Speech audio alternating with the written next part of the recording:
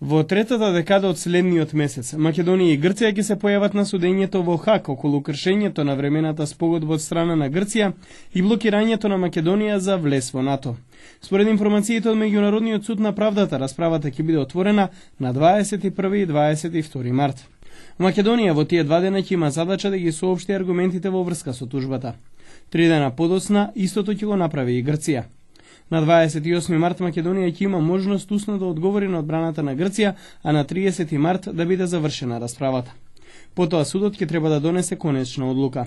Според искуството, таа ќе се знае најдоцна до крајот на годинава, а најрано во септември.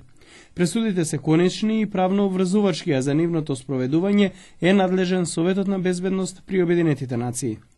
Македонија поднесе тужба против Грција во судот во Хаг на 17 ноември 2008 година, со образложение дека Атина со блокадата на македонското членство во НАТО го нарушила членот 11 од билатералната привремена спогодба од 1995 година.